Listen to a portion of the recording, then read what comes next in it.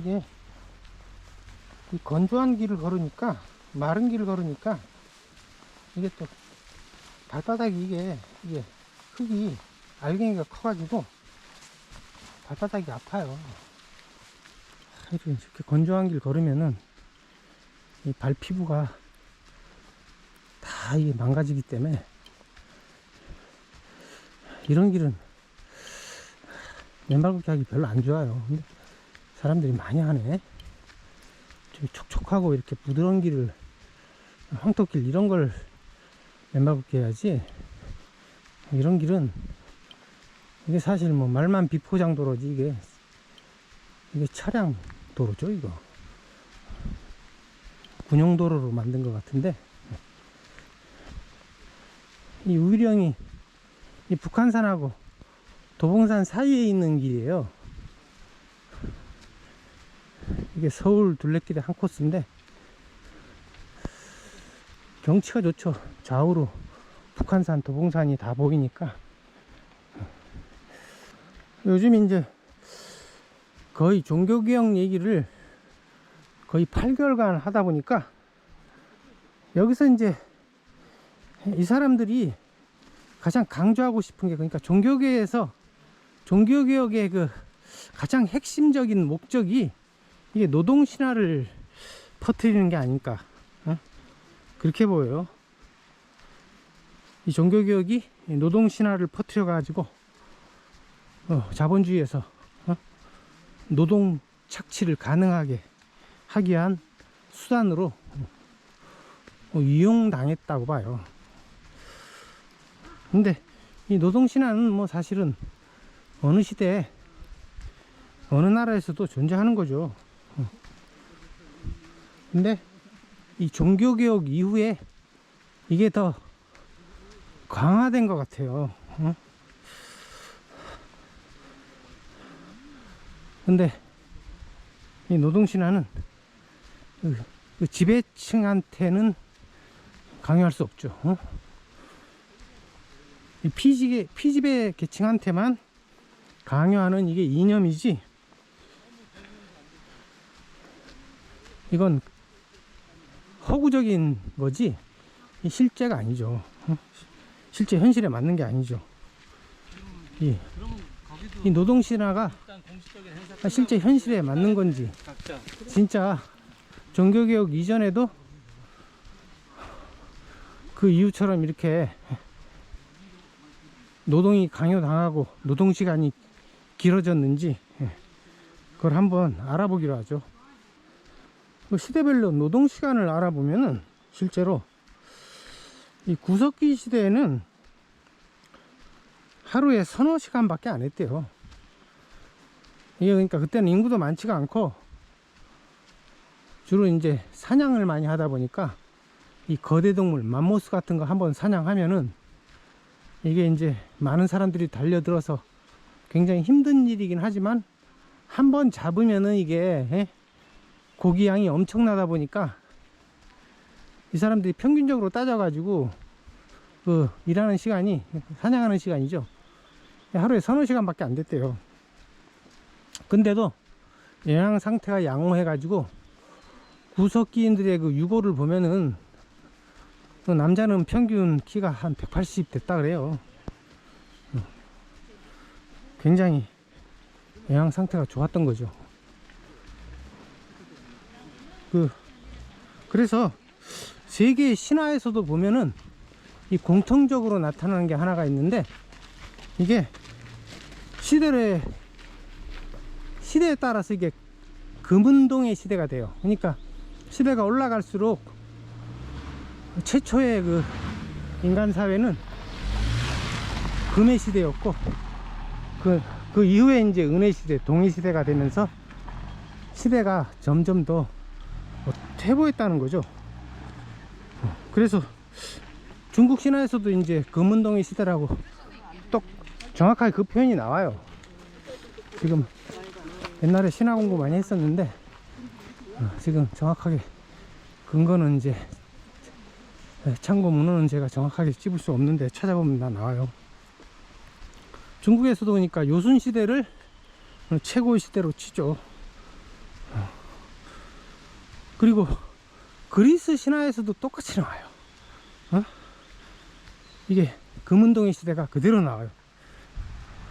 그래서 그 근거를 요새 제가 이제 그리스에 대해서 공부하고 있기 때문에 근거를 이제 댈 수가 있는데, 그 헤시오도스가 쓴 그 신들의 계보라는 책을 보면 거기에서 올림포스의 집들에 사시는 불사신들께서 맨 처음에 만든 필멸의 인간 종족은 황금 종족이었어. 그 뒤에 올림포스의 집들에 사시는 분들께서는 훨씬 열등한 두 번째 종족을 은으로 만드셨어. 그러자 아버지 제우스께서 청동으로 필멸의 인간의 세 번째 종족을 만드시니 이들은 은의 종족과 전혀 닮지 않았어. 이렇게 쓰여 있어요. 그리고 뭐 중동 신화에서도 그 유대교 구약의 그 에덴 신화가 그 원래 중동 그 바빌론 신화 베낀 거 아니에요? 거기서도 다 그 고대는 인류 최초의 사회는 다 파라다이스였다고 이렇게 묘사가 돼 있죠. 그래서 전 세계 공통적으로 옛날로 거슬러 올라갈수록 더 좋은 시대였다고 이렇게 얘기를 하고 있어요. 이게 사람 다니는 길이기보다는 차량이 많이 다니니까 이게 걷기 불편하네. 이거 차량 금지시켜야지. 왜 차량을 다니게 해? 이게 절에 다니는 차량 같은데 차량이 다니니까 위험하고, 길도 이게 또 이게 마사토라 가지고 발바닥이 따가워요. 그래서 좀만 걷다가 신발 신어야겠어요.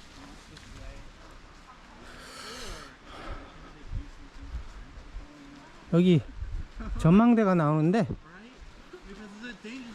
여기서 신발 신어야겠어요. 벌써 발이 건조해져 가지고 안 좋은 것 같아. 이 벤치 있나?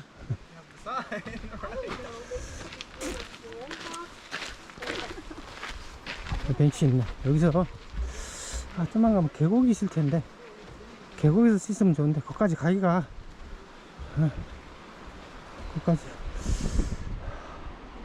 쉽지 않을 것 같아 가지고 여기서 그냥 신발 신어야겠어요. 저기 멋진 봉우리가 나오는데, 바위가 나오는데, 저기 오봉이죠, 오봉. 저기 저런 봉우리가 5개, 바위 봉우리가 5개 있다 그래가지고 오봉인데, 저기는 도봉산이에요.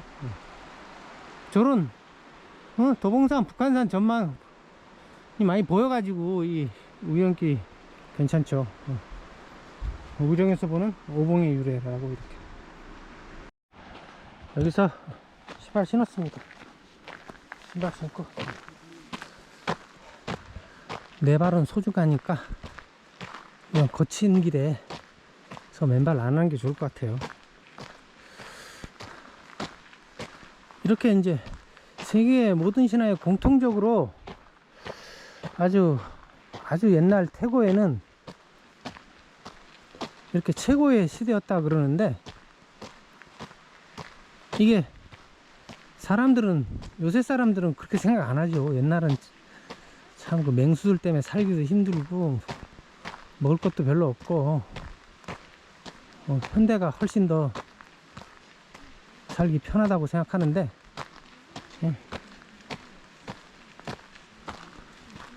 그건 제가 보기엔 착각인 것 같아요. 이게 그런 착각을 하는 이유가, 원시시대가 살기 힘들었던 이유가, 그 결정적인 이유가 이제 여기도 맨발 걷기 하는 사람 이제 원시시대가 살기 힘들었다고 사람들이 생각하는 이유는, 이게 가장 핵심적인 원인이 이제 과학기술이 발달하지 않아 가지고 사람들이 자연의 힘을 극복하지 못했기 때문이죠. 이게 그래서 이 종교가 발생한 게 이런 공포스러운 자연을 극복하기 위해서 믿었던 것 같아요. 그래서 보면은 고대 신들이라는 게 주로 이제 그리스 신화에서도 보면은 이게 자연의 힘이죠. 응? 모든 신화에서 공통적으로 최고의 신들은 전부 다 천둥의 신이죠. 제우스도 그렇고, 그 중동의 신, 그 농경신 바알도 그렇고, 그리고 인도의 그 최고의 신 인드라도 그 천둥의 신이죠. 그리고 우리나라에서 그 환인, 이 환인이 사실은 이게 제가 보기엔 이 인도의 인드라의 번역인 것 같아요. 똑같이 또 천둥의 신이죠. 그래서 세계의 모든 신화에 공통적으로 다 이 자연의 힘 중에 가장 이제 두려운 게 천둥이었겠죠. 그래서 이런 자연을 극복하기 위해서 이런 자연을 신으로 빗대 가지고 처음에 종교가 생긴 것 같은데, 꽃을 찍고 있네.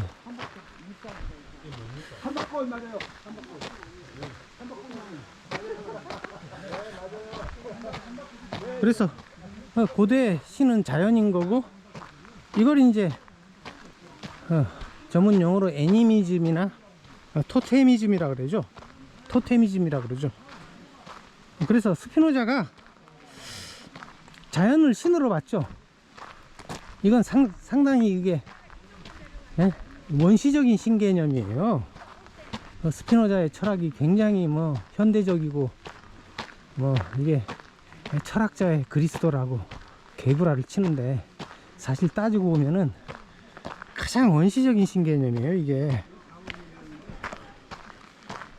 근데 현대에는 이게 과학기술로 자연을 극복해버렸죠. 그래서 인간이 신이 아닌가. 지금 뭐 여기가 석굴암인 것 같아요. 석굴암 절 이름인 것 같은데, 석굴암이 이게 이름은 암자인데 이게 절이 엄청 크네요. 절이 엄청 커요. 아까 그 차량들도 다 석굴암 가는 차량 같아요.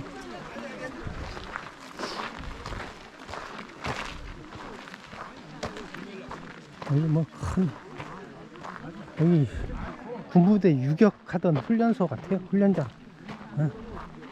저기 조교가 그 단상에 서가지고 뺑뺑이 돌리고 그런 데죠, 이게.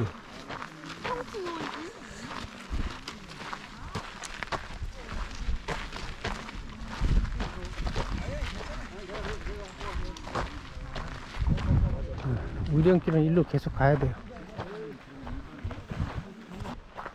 여기 안내 팻말이 있는데, 우리가 출발한 교원 탐방지원센터가 2km고, 이 끝코스 반대편 우리연길 끝이 우리 탐방지원센터인데 2.5km, 반 정도 왔네요. 벌써 많이 왔어요. 현대에는 그러니까 이 전기가 나옴에 따라서 이 천둥 벼락이 전기현상이라는 거를 과학적으로 밝혀냈고, 충분히 이제 휴대층 같은 걸로 천둥 번개 다 막아내고, 그것을 넘어서 가지고 전기를 주 에너지원으로 쓰고 있는 정도니까, 완전히 인간이 자연을 정복해 가지고 그 천둥신의 위치, 제우스나 바알이나 인드라 신의 위치를 인간이 실질적으로 차지했다고 봐야죠. 그래서 인간이 신이 됐다고 해도 과언이 아니고, 유발 하라리가 호모 데우스라는 책을 써가지고 인기 얻었다 그러는데, 뭐 이 내용이겠죠. 이 사람은 그러니까 뭐 인간이 신의 위치를 차지할 거라고 그 미래로 전망했다 그러는데, 이게 미래의 일이 아니라 사실은 이게 근대 과학이 발달하면서 벌써 인간이 신의 역할을 실질적으로 하고 있는 거고, 제 주장으로는 원래 인간이, 신은 인간이었다. 그리스 신화 보면은 다 그 나오는 신들이 원래 다 인간이었는데 이게 이제 신격화, 나중에 후대로 오면서 신격화된 거로 봐야죠. 그래서 이제 신인 동형의 그런 형태가 그리스 신화에서 두드러지는데, 거기서 이제 그리스 신화에서 신은 원래 인간이었다는 게 가장 잘 나타나요. 그리고 힌두교에서도 이게 잘 드러나고. 그래서 원래 신이 인간이었는데 이걸 뭐 굳이 미래 하라리처럼 신의 위치를 차지한다고 보는 것도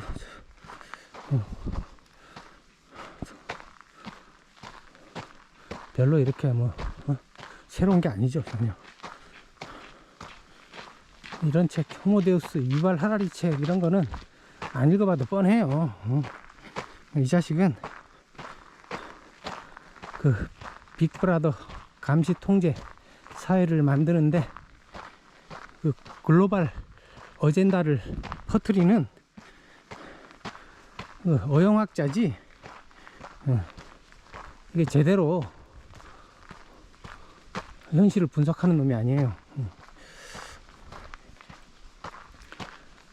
이게 이제 유발 하라리도 코로나 초기에 빅브라더가 나타날 것이라고 얘기했었죠. 그러니까 얘네들의 목적이 빅브라더 사회라는 거를, 빅브라더 감시 통제 사회라는 거를 부정하면 뭘 모르는 거죠. 조지 오웰이 1984를 1950년에 썼나? 벌써 그걸 70년 전 이상 전에 썼는데, 이거를 소설로 보는 사람은 아주 뭘 모르는 사람이죠. 그런 디스토피아가 벌써 도래에 있어요.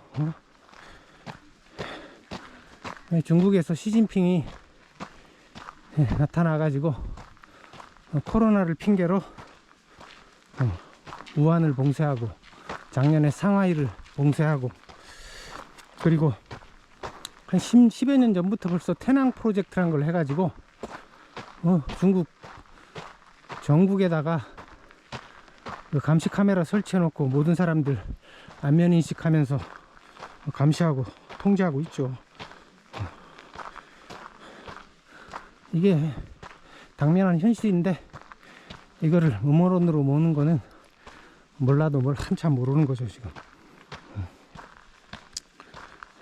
그래서 이미 인간이 이 과학기술로 지구 표면 전체를 다 바꿔놨고, 그래서 이제 환경 파괴 문제도 심각하게 대두되는 거고, 이렇게 현대에 와가지고 인간이 자연을 압도하고 있는데, 이걸 보면 다윈 진화론 같은 거는 전혀 안 맞다는 걸 알 수 있죠. 다윈 진화론에서 핵심 개념인 자연 선택은 자연이 생명을 일방적으로 지배하는 결정론 아니에요. 이거는 전에도 제가 얘기했지만 물리의 기본 법칙에도 안 맞는 거고, 엉터리죠, 엉터리. 유사과학 범주에 든다고 제가 얘기했죠. 진화는 그 현대에서 인간이 자연을 압도하는 걸 보면은 이게 인간 생명과 자연 간에 이게 상호작용이지, 자연에 한 일방적인 결정론이라고 보면 안 되죠. 근데 이런 다윈 진화론 같은 유사과학이 지금 정통 진짜 과학으로 이렇게 오해되고 있는 게, 그것도 이게 다분히 정치적이죠. 이게 그 목적이 인간의 자유의지를 부정하려고 하는 그런 숨은 흉악한 목적이 있는 거예요, 이게. 그래서 그 종교개혁에서 그 칼뱅주의와 같이 인간을 무력한 존재로 봄으로써 자유의지를 부정하고 노예하려는, 이게 다분히 정치적인 거지 과학하고는 거리가 멀어요. 최근에 아주 굉장히 그 획기적인 책이 하나 나왔는데 제가 그거 샀어요. 이게 이제 그 이글먼이라는 과학자가 쓴, 생물학자가 쓴 그 생우 배선이라는 책인데, 영어로 라이브 와이어드라는 책인데, 이게 이제 다윈 진화론이 틀렸다는 거를 결정적으로 알려주는 그런 최근에 그 과학적 결과죠. 그래서 이 책의 내용은 그러니까 간단하게 얘기하자면은, 그러니까 다윈 진화론에 의하면은 그 리처드 도킨스의 그 이기적인 유전자 주장대로 유전자가, DNA가 모든 것을 다 이미 결정한다, 이런 주장인데, 그게 아니라 이게 후천적으로 인간의 뇌부터 후천적으로 만들어진대요, 이게. 그래서 이거를 이제 생후, 태어난 이후에 배선, 와이어링이죠. 배선, 전기 배선하는 것처럼 그 뇌 안에 그 신경망 네트워크가 나중에 태어난 이후에 그 환경에 따라 또는 그 사람의 노력에 따라 이렇게 바뀐다는 거를 그 이글먼이 과학적으로 다 그 근거를 제시해요. 요거에 대해서 다음에 방송할 예정이니까 기대를 많이 해주세요.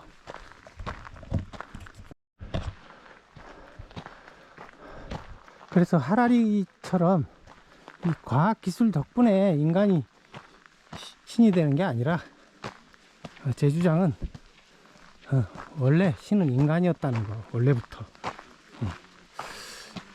그거를 주장하는 거죠.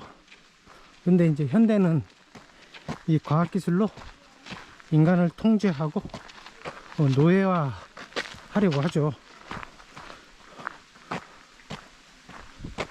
그리고 인간이 신이라는 것을 부정하고 유물론과 자연주의라는 잘못된 철학으로 인간을 물질화 하려 하고 있어요. 이게 이제 다윈주의자, 리처드 도킨스와 같은 다윈주의자들이 노리는 정치적 의도이죠. 그 다음에 구석기 시대 다음에 그 신석기 시대로 들어와서 이제 농경이 시작됐죠. 이 농경이 되면서 도리어 영양 상태가 악화하고 노동 시간이 늘고 노동 영양 상태가 악화돼 가지고 도리어 평균 키가 160 이하가 됐어요.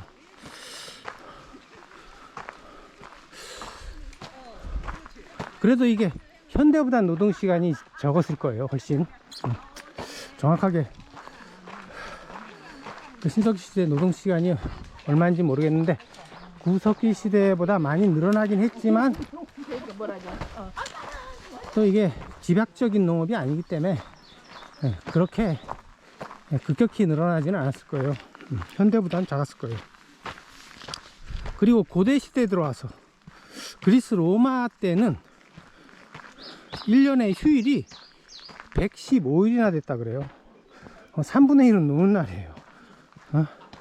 현대에서는 휴일이 한 50일밖에 안 되는데, 이때 고대는 그 3배, 3배로 많이 놀았다는 거고. 그러니까 노동시간도 현대보다 훨씬 적었겠죠. 그리고 이제 중세에 들어와서도 이제 이 노는 날 휴일이 좀 줄긴 했는데 한 90일이나 됐대요. 그래도 현대보단 2배죠. 그래가지고 평균적으로 하루에 한 8시간, 1년으로 따지면 한 2000시간 노동을 했다 그래요. 요즘하고 비슷하죠. 근데 이게 근대에 들어서면서 이게 종교개혁 이후에 자본주의가 기승을 떨치면서 이 노동시간이 대폭 늘어났어요. 그래가지고 19세기 초인 경우에는 하루에 14시간씩 노동하고 1년에 3000시간, 그리고 뭐 어린이 노동도 시키고, 그러니까 이게 근대 자본주의가 태동하고 중앙 집권적인 국가가 들어서면서 세금이 늘어나고 노동 신화로 이제 장시간 노동을 강요했죠. 이런데 결정적인 역할을 하는 게 이제 종교개혁이었고, 이 종교개혁에서 이제 축제를 폐지하고 노동 시간을 늘리는 것을 합리화하는 노동 신화를 제공했죠. 근데 이제 이게 현대에 들어서 가지고 이게 19세기 후반에 8시간 노동을 주장해 가지고 이게 1886년 5월 1일 미국의 노동단체들이 8시간 노동을 주장하면서 총파업한 게 계기가 돼 가지고 이게 이제 메이데이가 된 거죠. 그래 가지고 이제 8시간 노동을 이제 그때부터 주장한 건데, 근데 선진국에서는 이게 이제 8시간 노동이 지켜지는데, 우리나라도 아직 8시간 노동 이거를 성취를 못했죠.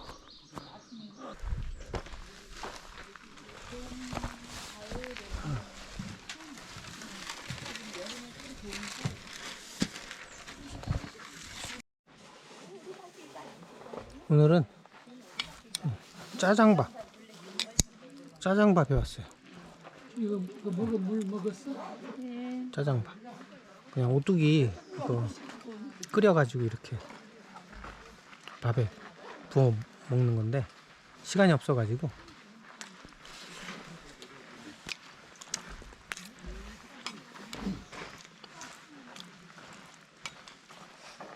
별로네. 별로야, 별로. 여기다 좀 다른 것도 좀 이렇게 넣고 해야 되는데, 1,000원짜리 오뚜기 그 짜장 그것만 부었더니 영 아니네.